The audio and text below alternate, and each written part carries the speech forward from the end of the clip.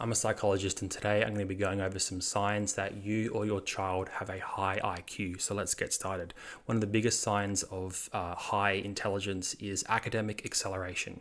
So this basically means skipping grades at school and being put in the year above, or even potentially many years above your peers. So let's say, for example, the person was supposed to go into year 7, but because they were doing so well in year 6 and year 5, that they ended up just getting put in year 9 or year 10.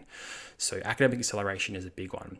The next one is doing standardized tests, such as the Scholastic Aptitude Test, the SAT in America, for example, at a young age, and actually scoring very, very well in the 90th percentile.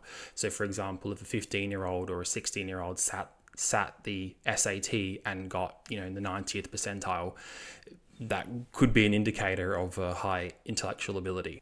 The next sign is reaching things like university or college before the typical age, like 15 or 14. And then they also enter into a cognitively demanding field like physics or math or philosophy and do well. That also could be a sign of high intellectual ability. The next sign is ascending the university or college hierarchy quite rapidly. So that means doing a bachelor's, a master's, or a PhD in a demanding field, and perhaps completing a PhD by the age of 20, 21 in quantum physics would be an indicator of high intellectual ability. And then beyond university and college, indicators would be things like entering into a complex field like medicine or really any science, and contributing original research and original ideas, or reinventing or reinvigorating the field at also a young age, maybe in your early to mid 20s.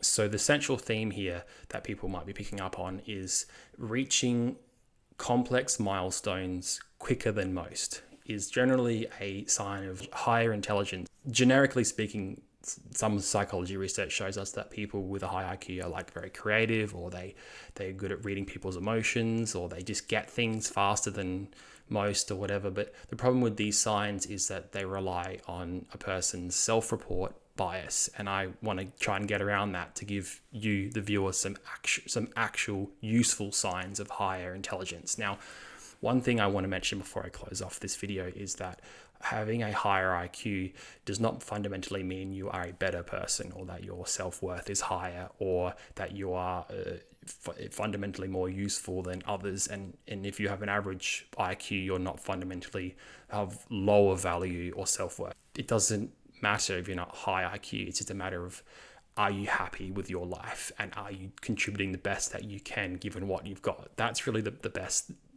of approaches. It's not about really comparing to others and feeling like you're falling behind and all that sort of stuff if you are doing that. It's more just about understanding yourself and contributing the best life that you can.